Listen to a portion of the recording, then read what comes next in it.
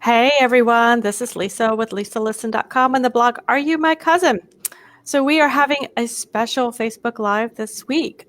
We have it this evening, Wednesday evening, and I have a very special guest and a good friend of mine, Melissa Barker, who is also known as the Archive Lady. Many of you guys may know her.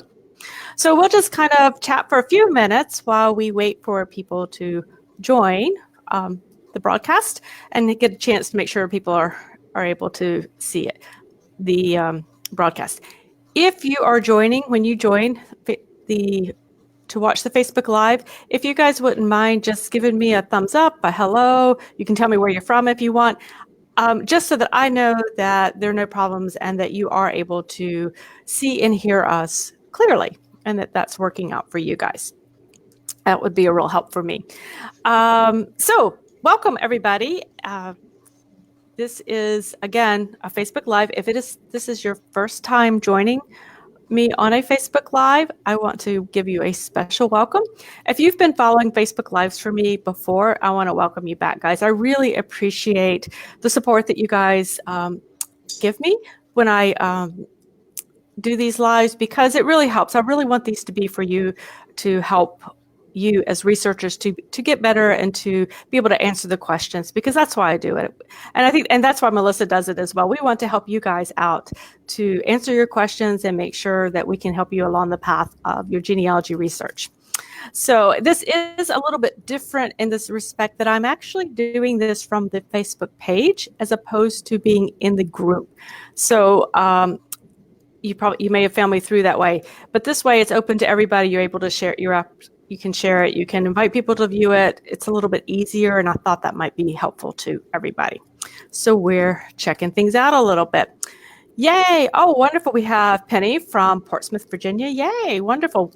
Great. So that tells me you guys are hearing us and seeing us. Everything's good that way. So thanks, guys. I appreciate it. That's a big help. If you are new, if this is your first time you've attended Facebook Live, just so you know, you are absolutely welcome and encouraged to leave a comment or ask a question in the comment section. I will be monitoring those as we go. And so if you have a question about anything we talk about tonight, if you have a specific question for Melissa, I can let her know that, and we can help each other out that way. So if I missed your question, guys, I'm not ignoring you. Sometimes they get kind of far down in the feed if I have too many. So just ask it again and it'll pop right back up to the top, and I'll catch it the second time around. So I think we are ready. Let's see what we have. We have over in the Facebook section. Oh, we've got somebody from Florida. Hey, Faye, thank you for joining us. Okay, as you can see on my left, I guess in this case, is Melissa Barker. She is, as I said, a dear friend. She is also not only a genealogy researcher, she is an archivist, and that is a rare find to have that in both of it in an individual. So let me introduce her, and then we're going to hop right to what we're talking about tonight. So Melissa is a certified archives manager. She currently works in Houston County, Tennessee, as an archivist.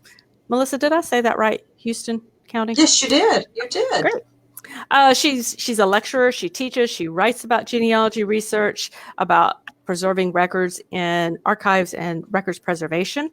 She does webinars across the U.S. And for genealogical and historical societies. She is an avid writer, and she's a great writer, guys. So she is a regular contributor to, or she's the reviews editor actually at the FGS, Genealogical Societies magazine, their forum. She is a regular contributor to Abundant Genealogy, the In-Depth Genealogist magazine, and her home newspaper, the Stuart Houston Times. She's also a regular contributor on the Genealogy Gems podcast with Lisa Louise Cook. So we have, Melissa's just got tons and tons of experience and has wonderfully agreed to share that with us. All right, when she's not doing genealogy and being an archivist, which is probably most of your time, right? She has her husband, Chris. They have one granddaughter and one beautiful, beautiful grandson. So we're excited about that. She does specialize in Tennessee records as well. So if you have questions about that, we can field that as well. And she does take professional research clients as well. So Melissa has lots of information for us and lots of things. This is going to be a very informal format. If you've been on my Facebook Lives, you know that it's usually pretty informal. So we're just going to kind of chat back and forth. We are talking about, oh, whoa, I got some, that's better. Okay, I was getting some feedback there for a minute. We are talking tonight about best practices for storing our precious family photographs. And that's something I know I have some questions about. And even after all the times we've talked, I still have questions about that. And really, who better to ask than an archivist who works and does that for a living? So welcome, Melissa. I don't know if you want to say anything before we dive right in, but we definitely want to thank you for being here tonight. Thank you, Lisa. I'm so glad to be here tonight. This is one of my favorite subjects. I love photographs. I don't actually have a tremendous amount of my own genealogy research records, but at the archives, we have lots of photographs, different kinds of photographs. And so I'm excited about sharing how to preserve them. That's one of the main questions that I get a lot from genealogists. And so this is going to be great. Well, wonderful. Thank you so much. So one of the first questions that I wanted to ask you, and I know that I hear this as I talk among my readers as well, is about photo albums. And what is the best type, if there is a good type, to actually be able to display our photographs in? And then we can also touch on those dreaded magnetic photo albums that so many of us had from growing up years and what to do about that. Well, we all sometimes get our photographs in albums, and it is important. You can treat your photo albums one of two ways. Most likely, the photo albums that you have are not completely archival. But that is okay. Just think about these photographs. They've been in those photo albums maybe for 100 years, for 50 years. And guess what? They're still okay. And so in the archives world, many times we encourage people to leave the photographs where they're at in those albums, unless it's one of those magnetic sticky albums. Those you want to remove. Okay. But we want to leave them in the albums. And then you want to just, the best form of preservation, in my opinion, is digitization. So first you want to digitize all of the photographs in your album and digitize them in order. Original order is one of the first rules of archiving. And so your ancestor may have put those in that photo album in a certain order. Maybe not. We don't know. But just in case, we want to leave them in their original order. And then, like I always say about records preservation, less is more. The less you do to something is usually the best. So I would take the photo album, I would lightly cover it or wrap it in archival tissue paper, and then I would put it in an archival box. Okay. You could put a piece of tissue paper in between each page of the photo album if you think that photo album may come in contact with moisture, or you're storing it in a place where humidity could get to it. And then you would want to do that because your photographs could stick together, and you do not want that. If you choose to remove the photographs, then I would suggest you encapsulate them in archival sleeves and in archival boxes. And so, we just need to take care of these photographs and make sure that they're preserved, the actual photographs, but also digitizing them, and so that they're preserved that way in case something happens to the originals. So when you go to digitize it, do you usually recommend doing it like on a flatbed scanner, or do you typically, would you recommend, kind of the home archivist, I should say, using like a handheld scanner like a Flip Pal or something like that? Is there a preference, I guess, is my question? The only preference to digitizing photographs is that you do not want to put them through any type of a feeder scanner, anything that you're going to feed through. A flatbed scanner is preferred, handheld scanner. Flip Pal is a great use for photographs. But one thing you don't want to do is you don't want to feed them through anything.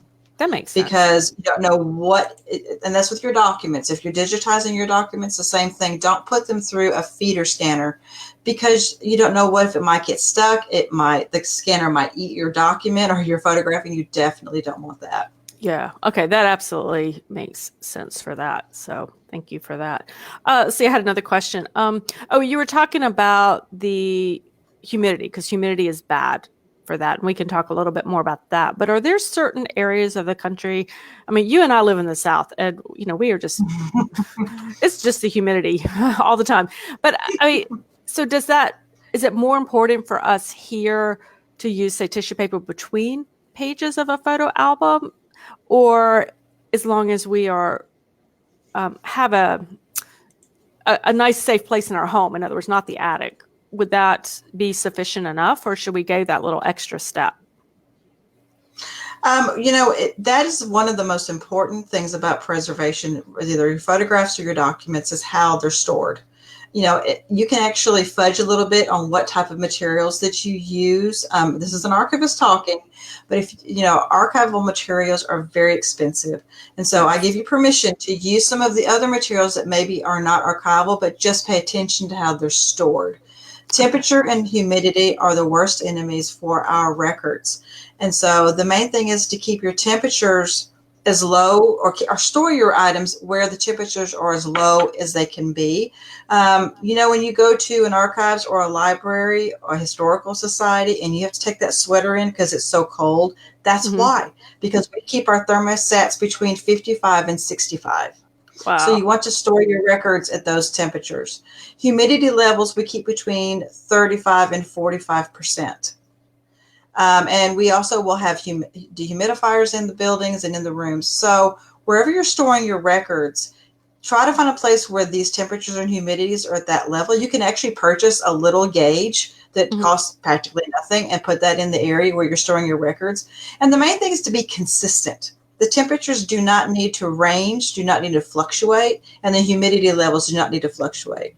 Okay. Because one thing that people don't realize is our documents and photographs on their own as they sit are deteriorating every single day, a certain percentage. And what you're doing by placing them in a cooler atmosphere and a less humid atmosphere is that you're slowing the rate of deterioration. Okay. You can't completely stop it, but you can slow it down. And so that's why we tend to store things in cooler temperatures and lower humidities. And as a home archivist, or the archivist for my own family's collection, in other words, keep it out of the attic and keep it out of the basement, essentially. Yes, keep it out of the attic, keep it out of the basement. Don't store it in an outbuilding outside anywhere where the temperature and humidity levels are not being monitored or stabilized. And also don't, under the bed is not a good idea, because what if you have a flooding issue in your home? What if the hose on your washing machine busts and you flood your house? They could get on there. So we don't put anything on the floor. One of the rules that we have in the archives is that when we're done for the day, we pick up, if there's anything that's been set on the floor as we've been working on it, everything is picked up and put on the table, because who knows what could happen overnight. We don't want things to get, destroyed overnight because they were sitting on the floor.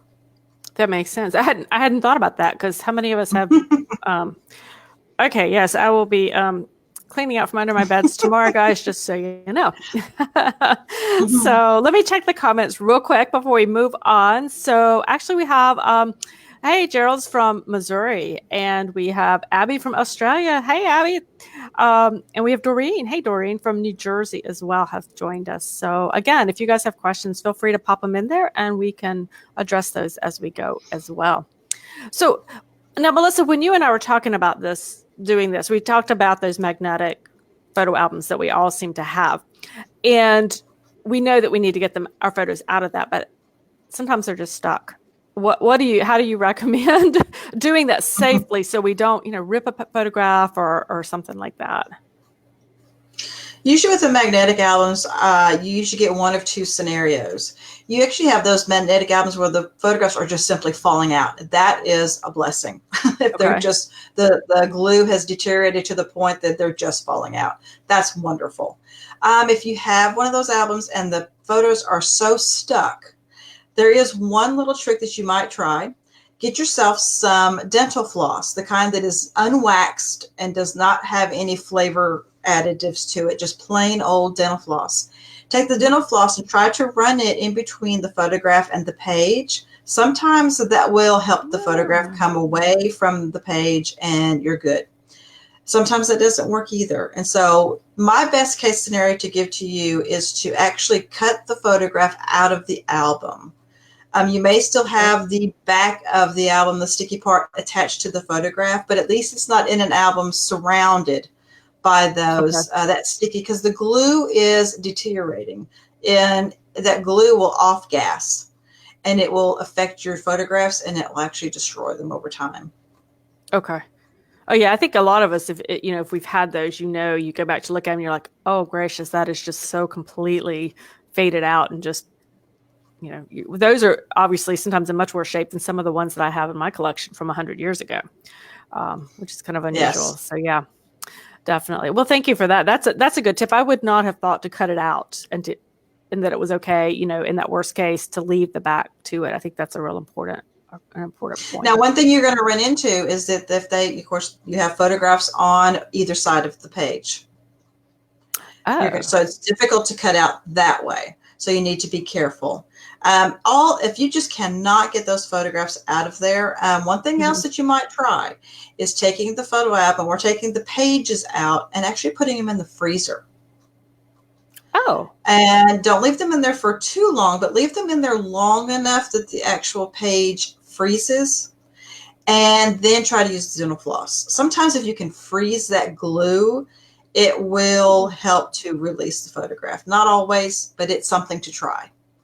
That's a good tip. I would never have thought of that. That's a great tip. That is a great tip.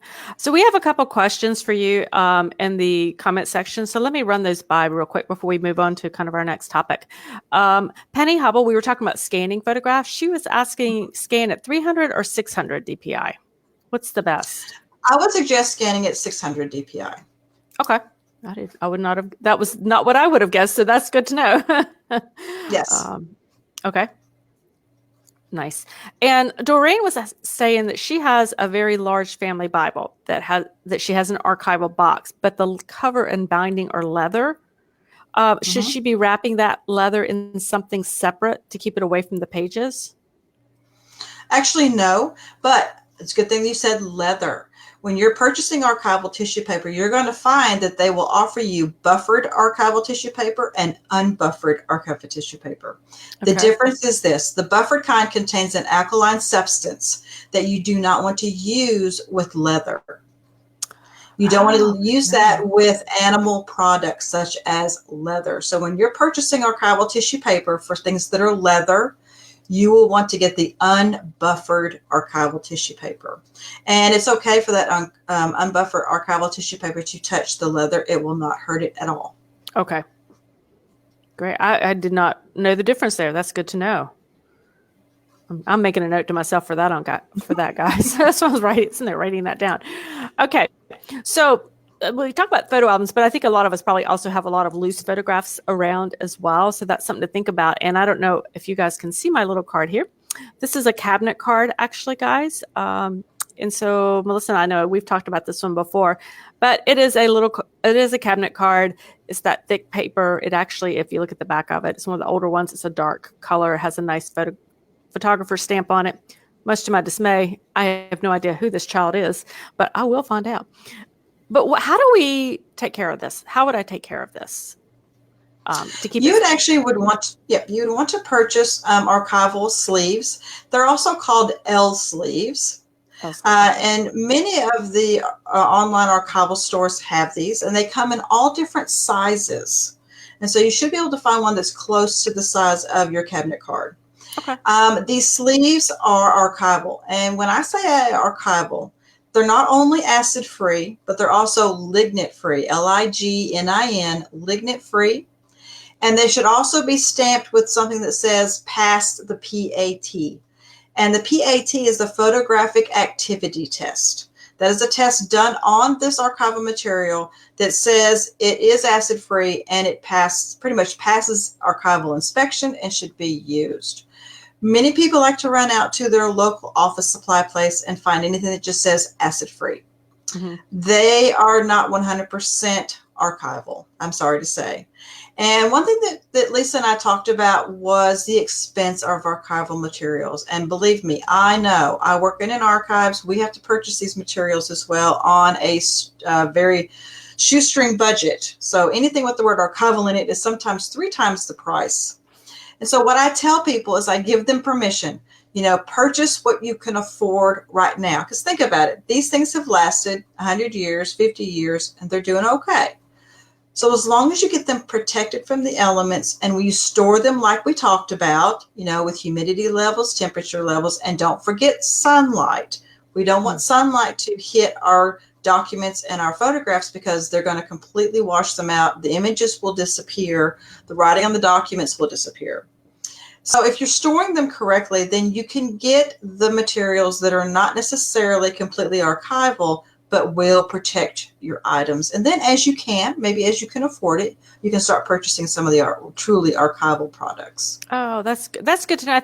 I know I've been kind of overwhelmed because it's like, I have so many. I'm like, I'm going to break the bank if I tried to purchase all of that at one time. So that makes me feel better that you're right. They have been around for a very long time, and I can work on it if I'm able. So. Right. And so, but the main thing is getting them protected now. And so we need to do what we can now. And then as we can in the future, if we're able, and if we're not, guess what? They're going to be protected. Mainly making sure they're stored properly is the main issue. Okay. Yeah. Because truthfully, the large number of the older photographs I have in my collection, actually, guys, spent well over 50 years in a trunk in a barn in Southern Virginia. And believe it or not, they actually look pretty good. So Jenna in the comment section was asking if you would say again what you were talking about, the buffered tissue paper and the leather Bible. Could you just say that again about what to use and what not to use on the leather? Sure. When you're purchasing archival tissue paper, there are two kinds. One is called buffered and one is called unbuffered.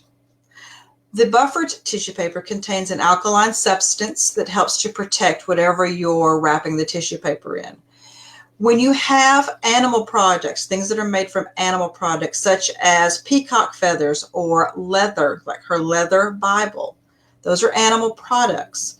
You want to get the unbuffered, which does not contain the alkaline substance, because that will damage leather. That's the kind of tissue paper you want for leather items, for peacock feathers, for anything that is made from an animal product. And this is also true for 100% cotton. Oh, I wouldn't have thought about that. If you have a textile that is 100% cotton, usually that you want to use unbuffered tissue paper. So I was just telling you about that because when you go to purchase it, it may have it listed, do you want unbuffered or buffered? And so that's why I was wanting to mention that, because you know what to get. I didn't realize, and I certainly didn't even realize that about the cotton either type things. So that's good to know. Definitely. Thank you. Okay. So what would you give? I wanted to talk about the tip about when you had told me about when we inherit photographs from our ancestors, when we get ancestors, and you had told me a really cool thing I needed to do. And so I wanted you to share that with everybody. Do you remember what that was? No. About checking for other photos? Oh, yes. One thing that I encourage genealogists to do, and once I became an archivist, this came to me very prevalently about this.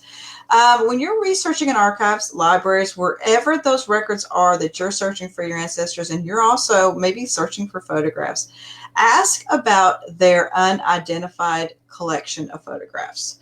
I'm telling you, every archives has one of these collections because they get donated records all the time. And many times they'll get photographs that are not identified. I have a collection in my archives. And the reason I encourage genealogists to do this, especially if you have a photograph of your ancestor, I'm telling you, I've told you already to digitize those photographs. Maybe have them with you on your phone, on your laptop, on an iPad, something like that. And you can compare your photographs to those that are unidentified to see if you can help the archives identify photographs. Wow, that's really awesome. I had not thought about that. And when you said that reminded me of something I've seen on Flickr. I don't know if folks have been on Flickr, which is a photo kind of organizing kind of sharing site that many archives have their own Flickr sites with Flickr where they have photographs. And I know, for instance, the North Carolina one has a large number of photographs. They're from a certain photographer. Somebody had found the plate from his photography studio and donated them. So they have his entire collection up, hoping to get them identified. So absolutely, I hadn't even thought about that till you just mentioned that. That's a fabulous way to look. Yeah, many of our, one thing that genealogists don't realize is that we have wonderful state archives. And every state in the union, all 50 of them, have a state archives. And all 50 state archives have a website. And one of the things that I know that state archives and many other archives are diligently trying to get digitized and up on their websites for free for anyone to see are their photograph collections.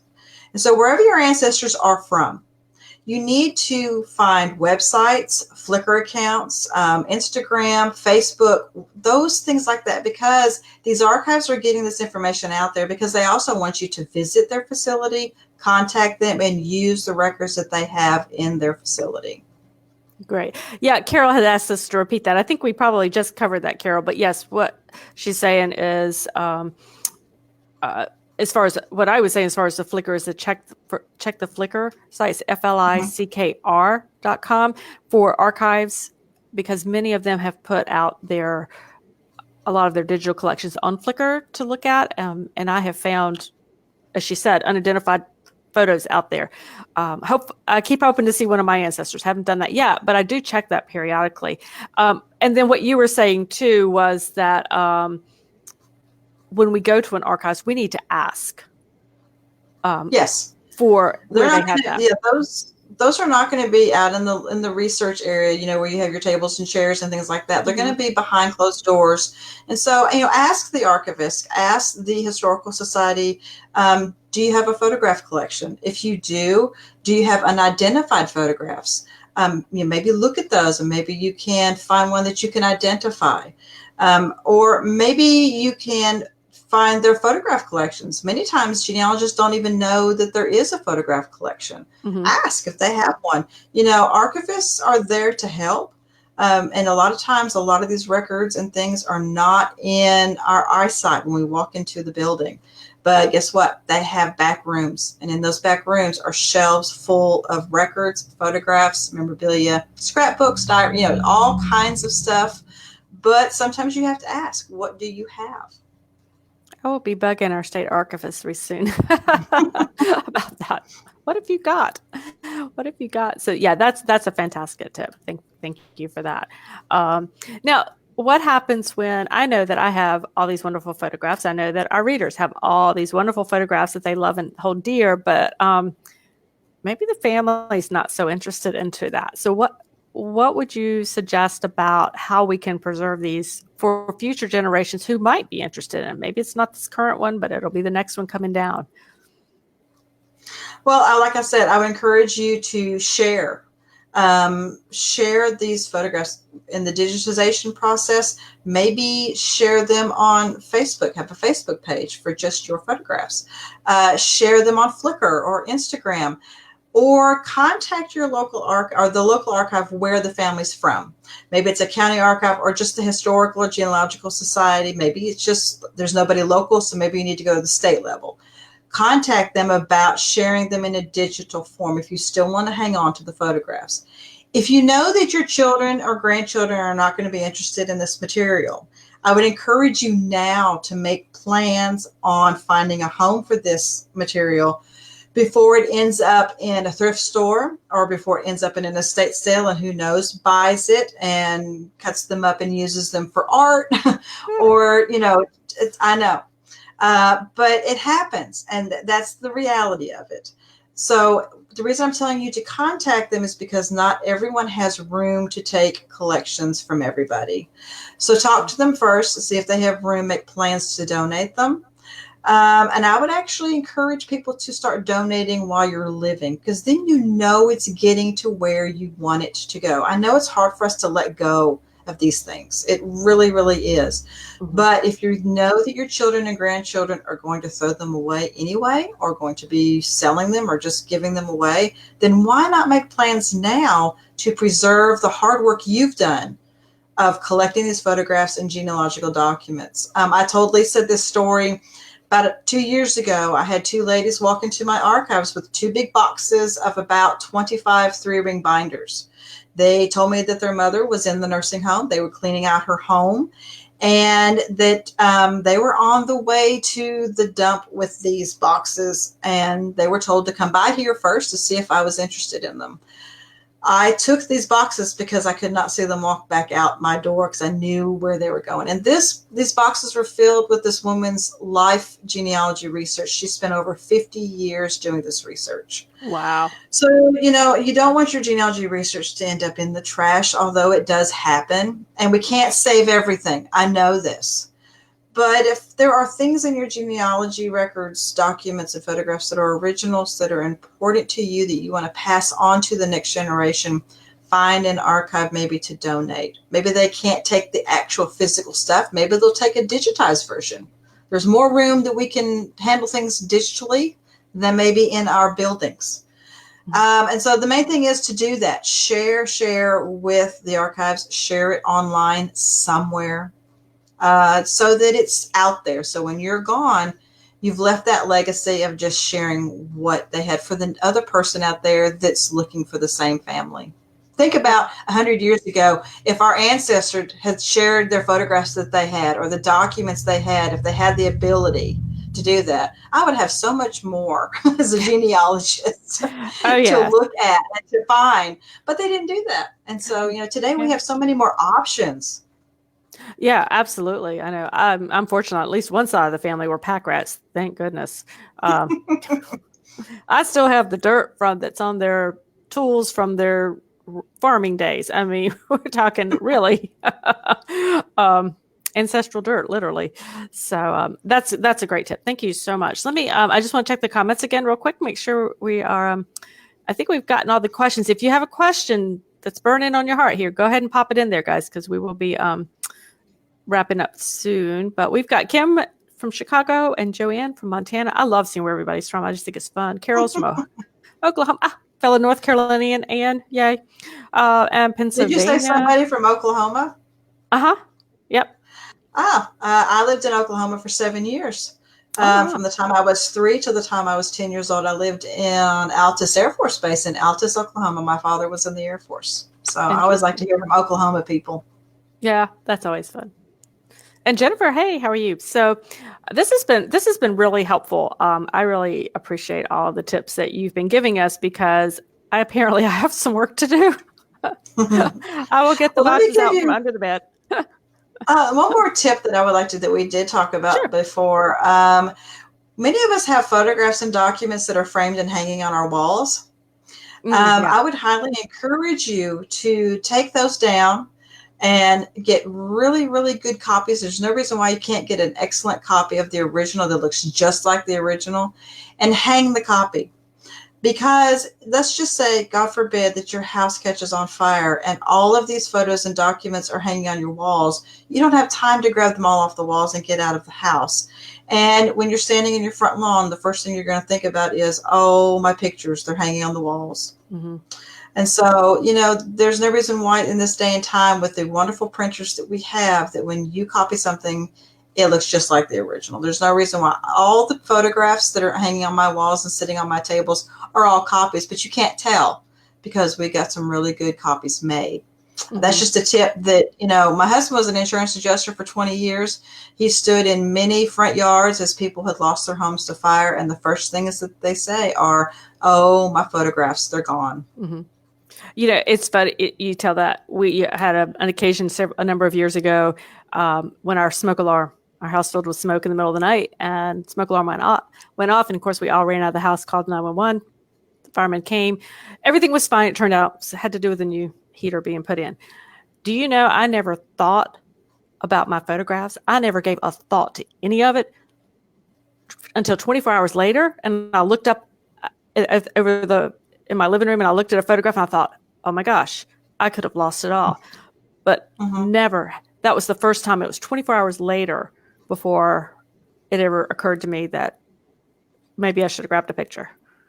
All I wanted was to get my kids out. So you're absolutely right. We have a question in the comments section. Doreen was asking, She said, is there anything special that you should clean tintypes with before storing them in sleeves? Um, Actually, tintypes are a specialized type of photograph. Tintypes are not my expertise. I actually have a couple of tintypes in the archives. I would not clean them with anything. I would just take a cotton cloth if they've got dust on them and just wipe the dust off. If you have a tintype that is particularly dirty or has something on it that needs to be cleaned, I would actually suggest that you take it to a conservator, because you don't want to mess with those tintypes, because can be kind of fragile as far as the images if you're trying to do anything with them. That's a good tip. And following up on that, because Kim was asking us if you have a recommendation on how to find a photo conservator, because she's got some 4 oval photos. They're all about 100 years old, and there's some damage. She needs to have them repaired and also digitized. So that's a good question. How do we find a photo conservator? I would suggest to you that you would contact your state archives. Most state archives have a conservator on staff. They may not offer services to individuals, but they might. Especially if it's a photograph that is of historic value in their particular state. So I would contact the state archives, talk to their conservator. If they are not able to help you, they should be able to give you a name and contact information as someone in your area, maybe someone just in your state, that can help you. And so I would contact the state archives about that. That's a good idea. Yeah, I know the North Carolina State Archives in the past. I don't know if they did it this year. Has done almost not an antiques roadshow type thing, but something similar where you could come and bring and talk to different, like the photo conservator, or there's like if you had a piece of furniture, the furniture person, that type of thing. And that's another good way to talk. But talk to the archivist. Okay, let me just double check for more questions. Jennifer is from Connecticut. I love seeing where everybody's from. You are more than welcome for the information, Maria. I am so glad you could join us. We have Tony from Midland, Texas. Yay. So we are all over literally the world tonight. So that's fabulous. So guys, when this is all said and done, I'll go back in and I will put in contact information for Melissa in the comments so that you can, or on the page so that you can find her if you want to visit her blog or learn more about what she does. I think you guys would really enjoy seeing what she writes about. I learned so much from what she tells me. And obviously, I need to read more. I would encourage everyone. You're going to hopefully post my email address. I absolutely love to talk to anyone about records preservation or researching in archives or Tennessee research. Please email me. I know a lot of people will say that, but I mean it. I answer every email, and I usually answer them pretty quick. If I don't have the answer, I will help you find the answer. But, before we go, I know we're talking about photographs, but let's talk about archives for a minute. One of the reasons why I started the Archive Lady was because I was a genealogist for 20 years. I became an archivist. And so I have been on both sides now. And I can tell you that I want to, draw back the curtain of archives. I don't want them to be intimidating to anybody, because while there is a tremendous amount of records coming online every day, there is about 100 times more records sitting on shelves waiting for genealogists to discover and use. And that's what archives are there for. They are there to help you. And so if you can't even travel, all my ancestors are up north, and I do a tremendous amount of research through telephone calls, emails. Archives in places are actually getting better about answering emails. And still today, I write that letter sometimes to places. And so, reach out, because they're there to help you, and they want you to use their facilities. They really do. I think that's something I've really learned from you is really how to reach out to the archivist and the questions to ask. I didn't realize really quite the depth that they can offer us as researchers out there. So I really appreciate that tip as well. And you guys are all welcome. Everybody's saying thank you in the group. I know you can't see the comments, Melissa, but everybody's saying thank you. So you guys are more than welcome for that kind of thing. I know that Lisa is extremely passionate about the work that she does, as I am. And, it comes down to this. We want to inform genealogists about just what's out there, because I've seen it. As an archivist, I see it when I visit archives, just on a professional level, and I see their back rooms, and they are filled with records that are not online or sometimes not even microfilmed. And so reach out to these places and find these records that you might be pleasantly surprised. Will do. Definitely. All right, guys. Thank you so much. I'm going to let Melissa go. And you guys have a great evening. But yeah, you absolutely can watch this again. This will be on the Facebook, on the Are You My Cousin Facebook page, not the group, but on the page. And you can watch this again if you want to, or, share it with others as well. We'd love for you to share it, actually. So have a great evening, guys. Thank you so much for your comments and for joining us. And we will talk to you later. Thanks, Melissa. Thank you so much for coming.